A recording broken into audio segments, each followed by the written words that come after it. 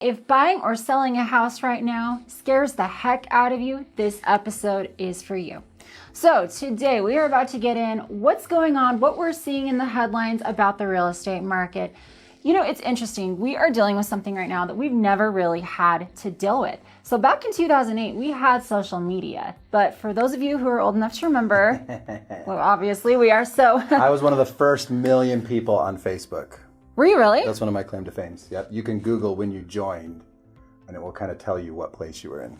I'm gonna have to check that. Yeah, that's interesting. I didn't know that. Because back in the day, only college students could get Facebooks. That's really? So it was an exclusive thing back then. I learned something new every day. So they had MySpace, they had Facebook, but it was nowhere near as advanced as it is today, and the algorithm especially wasn't as advanced. So when we were in the recession of 2008, we didn't have social media and the algorithm of clicking on an article perpetuating the fear of it. So as we are going into this recession, we now have this perpetual fear that's triggered by social media. So today we're here to talk about that, what you guys should be sort of cautious about and what you shouldn't be scared of at all. So I just want to kind of hit on that because this is one of the main things that you and I talked about back in May and early June when we were the only ones saying that the market is going down, prices are going down, specifically here in Utah. And there were still a lot of people, including real estate agents and real estate professionals, that were like, no, it's not. It's just a different market. Homes are just taking longer to sell. Well, all those people that listened to that bad advice lost tens and tens of thousands of dollars because it wasn't true. Prices were going down. You didn't just have to wait longer to sell your house, although that was partly true. You also had to price it better and lower than what it was the previous months. And so here we are, Michelle. We've been 2-3 months of telling people the truth. And now, just like this last week, you and I are finally starting to see national articles talk about prices are down. Prices have dropped over here. How much more will they continue to drop? And so we know you guys are seeing that too. And so the first thing that they need to be aware, Michelle, is just talk to them a teeny bit. Like, articles like to make you click it. Absolutely. So one of the tactics that they use is putting a big scary headline. You click on it, you read the fine print and the details, and a lot of it isn't as bad as it seems. Like, it'll say one person's opinion. I mean, or it's dropped 1% over here, and it's like, oh, they made it sound like the whole world was falling.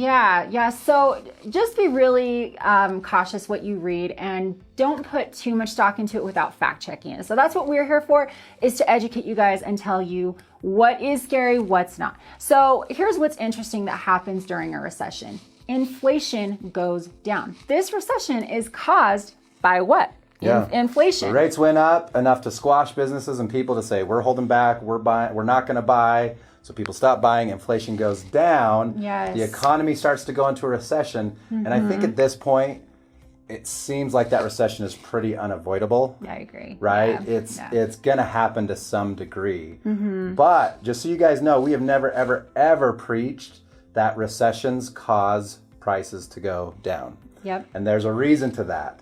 And that reason is when recessions happen, guess what happens to real estate or to interest rates? Interest rates go down during a recession. And because they go down, now it becomes more affordable. So don't listen to recession news, although it can make you cautious because recessions do equal job losses. And that is something we do pay attention to. Job losses can obviously, if you lose your job, now you can't make your mortgage payment. And if you can't make your mortgage payment, then you're going to have to sell your house, which is going to create inventory or possible create foreclosures. But let's dispel those two myths right now about inventory and foreclosure. So inventory, we could predict it this last summer with almost 100% accuracy what inventory was going to do. It was skyrocketing. It was going up at about 500 active homes on the MLS per week. And then all of a sudden, about, 3 weeks ago? No, I think we're up to like week 5. Are we week 5? Yes, maybe 4, but... Okay, so week 4 or 5, it kind of just plateaued. Inventory has remained pretty constant, and that's due to... around 9,500 active homes. Yes, and that's because more homes are going under contract and getting sold. So that's a good sign. So inventory isn't cranking up like crazy. Yes. And just so you guys know, it would have had to get to about 22,000 active homes in Utah to equal how many we were back in 2011 at the height of low prices and high inventory. Yes. Now, that's inflated a little bit for how many people have moved into the state over the last 10 years.